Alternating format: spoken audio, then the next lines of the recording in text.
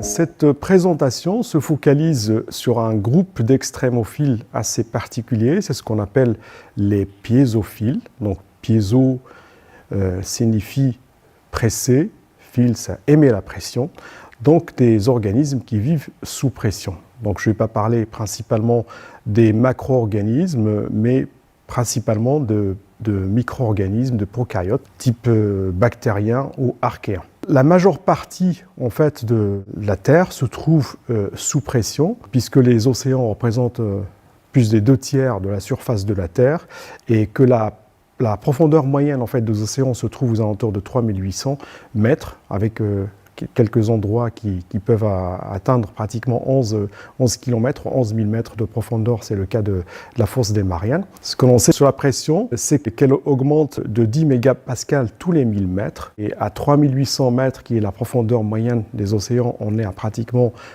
38 mégapascales, qui correspond en fait à 380 bars ou 380 atmosphères. Ça représente 380 fois la pression atmosphérique. Et dans la fosse des Mariannes, la pression peut atteindre les 100 mégapascales, soit 1100 atmosphères. Ça représente beaucoup de pression qu'on peut subir en fait à ces profondeurs. C'est l'équivalent d'une centaine d'éléphants qu'on doit supporter en fait à 11 000 mètres de profondeur. Ça veut dire, vu que l'humain est composé principalement de fluides, à ces profondeurs-là, c'est la mort subite. Est-ce que la vie est possible en fait dans ces conditions de forte pression?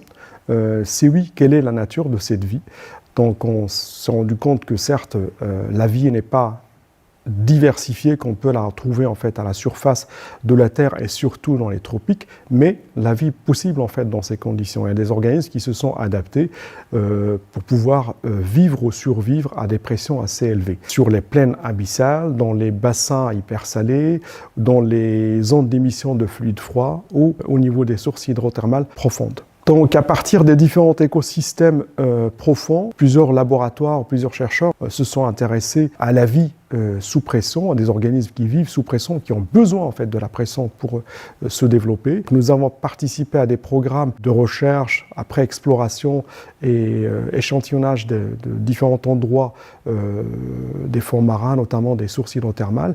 À partir des échantillons, on a fait des cultures d'enrichissement, d'isolement d'archées, de bactéries qui sont capables de résister en fait à des pressions assez importantes. Le dernier qu'on a pu isoler, c'est en collaboration avec des collègues japonais. Il s'agit d'une archée qui s'appelle Thermococcus piezophilus.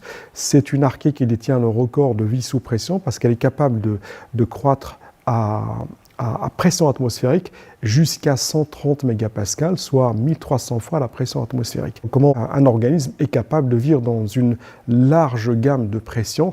Quels sont les mécanismes cellulaires qui lui permettent en fait de se développer, de se maintenir, de se multiplier dans ces conditions, sachant que la pression, c'est un paramètre physique qui a un impact sur le volume.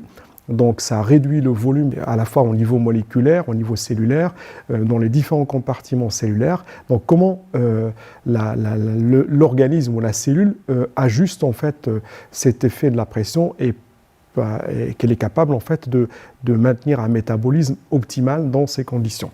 Parmi les organismes qu'on a pu isoler à partir des sources hydrothermales profondes, je peux citer l'exemple de Pyrococcus yayanuzi. Cet organisme qui est une archée assez fascinante, parce qu'elle est incapable en fait de pousser en fait à pression atmosphérique, mais elle a besoin pratiquement de 200 bars pour démarrer son cycle cellulaire. Elle se porte très très bien en fait à une pression de 520 bars ou 52 mégapascales, puisque c'est l'optimum de croissance. Et si on compare cette archée à une bactérie modèle qui est Escherichia coli, à 50-60 mégapascales ou à 500-600 bars, beaucoup de processus cellulaires se trouvent impactés, inhibés, à savoir la croissance, la réplication de l'ADN, la synthèse protéique, la transcription. Beaucoup de processus cellulaires qui se trouvent impactés. Donc, qu'est-ce qui fait que ce Pyrococcus yayanuzi, lui, se porte très très bien à ces pressions-là? Quelle est la nature de cette adaptation? Quelle est l'origine en fait de ces organismes piézophiles ou organismes qui aiment en fait la pression? Quand on compare en fait les organismes issus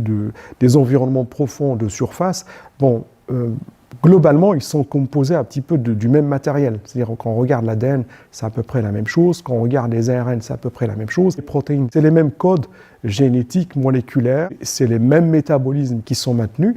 Là, la subtilité réside en fait dans le fonctionnement et comment, c'est-à-dire l'organisme a adapté son fonctionnement pour pouvoir se maintenir, se développer dans des environnements de forte pression. Donc on sait que la pression, quand on l'applique à un organisme, à une cellule, va impacter plusieurs compartiments, à commencer par la membrane. La membrane, c'est une barrière pour une cellule. Elle permet en fait de protéger l'intérieur de la cellule de l'extérieur, des agressions, mais aussi c'est un élément de contrôle, de sortie et d'entrée en fait dans la cellule. Son rôle est très très important dans la signalisation, dans la mobilité, dans les échanges de nutriments. Et donc, quand on augmente la pression, on va impacter ce compartiment et par conséquent toute l'activité qui se trouve au niveau de la membrane. Donc, l'effet qu'on remarque au niveau de la membrane, puisqu'elle est composée en fait de phospholipides, ce qu'on appelle la bicouche lipidique, donc l'augmentation de la pression va pouvoir en fait réduire le volume au niveau de la membrane et va transformer en fait cette membrane qui est fluide, qu'on peut qualifier un petit peu d'huile, vers une forme de beurre dans ces cas-là. Cette transition va figer un certain nombre de constituants membranaires et ça va impacter en fait le fonctionnement cellulaire. Donc beaucoup de cellules ont développé des mécanismes permettant en fait d'améliorer cette fluidité membranaire en changeant un petit peu la structure des phospholipides, en rajoutant des doubles liaisons, en changeant un petit peu la stéréochimie de ces phospholipides et permettre de rétablir une sorte de fluidité, une sorte de fonctionnement. Donc cette pression n'impacte pas que la membrane, elle impacte aussi pas mal de macromolécules ou de structures cellulaires. Ça peut être la synthèse protéique via les ribosomes, ça peut être la structure des des protéines multidomaines.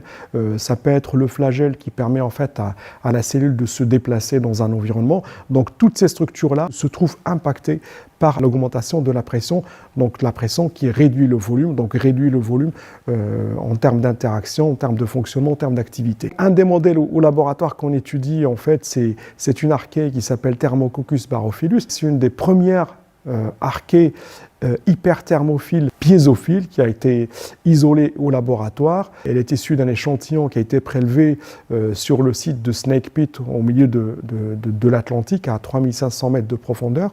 Donc cette archée, elle est capable de pousser de manière optimale à 85 degrés. Elle pousse en fait dans une gamme de températures allant de 48 jusqu'à 95 degrés. L'autre caractéristique, c'est qu'elle pousse de manière optimale à 40 mégapascales, qui correspond à 400 bars. Ça, c'est son optimum de croissance. Mais elle peut aussi pousser à pression atmosphérique et jusqu'à 80 mégapascales, 800 bars. Elle montre une croissance optimale à 40, ce qui veut dire qu'à pression atmosphérique, même si elle pousse, elle est en condition de stress. Donc, quels sont les mécanismes qui lui permettent en fait de se développer à pression atmosphérique pour s'adapter en fait à la pression atmosphérique, alors qu'elle est mieux armée en fait à se développer ou à se maintenir à des pressions beaucoup plus élevées. Suite à une étude en fait par des approches d'expression des génomes par des approches de transcriptomique, on a essayé de voir un petit peu sur l'ensemble du génome de cette archée, donc un génome qui contient pratiquement plus de 2000 gènes, et on a cultivé des cellules à différentes pressions, donc à pression atmosphérique, pression optimale qui est de 40 mégapascales et une pression supraoptimale qui est de 70 mégapascales. Ce qu'on a vu, c'est qu'il y a à peu près 5% du génome ou 5% de l'expression du génome qui se trouve régulée, impactée, soit vers la hausse ou vers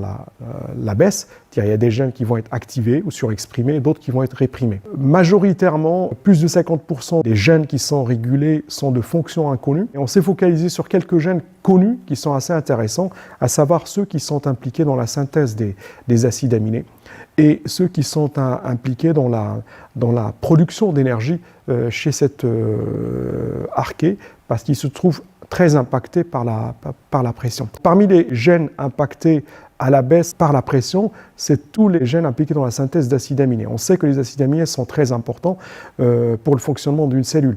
Ils participent en fait à charger des ARN de transfert, qui participent à la synthèse protéique pour pouvoir renouveler des protéines. Mais ils sont aussi engagés dans des voies métaboliques pour synthétiser d'autres molécules.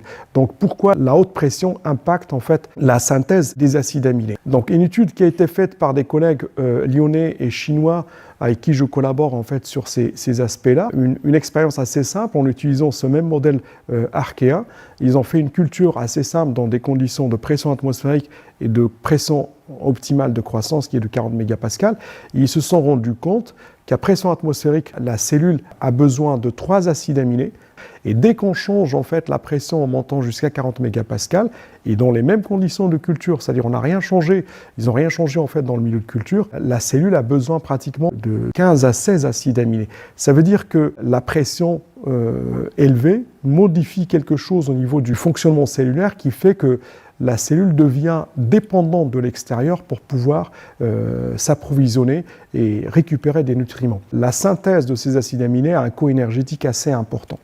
Et donc la cellule préfère en fait importer des acides aminés de l'extérieur que de les synthétiser. Et donc ce qui fait que la pression a un impact sur l'utilisation, la conservation de l'énergie. C'est-à-dire que la cellule fait des choix pour orienter ses besoins énergétiques ou sa production énergétique pour pouvoir répondre en fait à cette haute pression. Le deuxième exemple que je voulais citer ici, c'est qu'on s'est rendu compte qu'il y a un certain nombre de gènes qui sont impliqués dans la conservation et la production d'énergie, notamment des gènes qui codent pour les hydrogénases, sont impactés par la pression.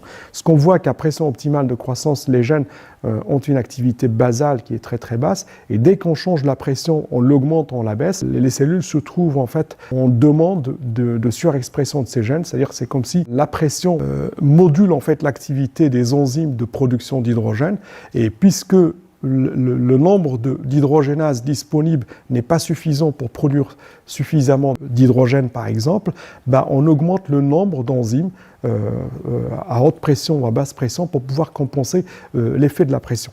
Ce qu'on retrouve pour résumer ce schéma-là sur le fonctionnement des hydrogénases et sur la conservation d'ATP, ce qu'on sait sur des groupes d'organismes qui appartiennent à un groupe d'archées qui s'appelle les thermococcales, on sait que quand on utilise en fait du soufre élémentaire, la croissance de ces organismes est améliorée. Et quand le soufre en fait est ajouté, il n'y a qu'une partie des hydrogénases qui sont exprimées, qui sont fonctionnelles, c'est ce qu'on appelle les hydrogénases de type MBS, et toutes les autres hydrogénases sont inhibées. Ce qu'on voit ici en fait chez Thermococcus barophilus, c'est que l'organisme ne suit pas vraiment cette règle.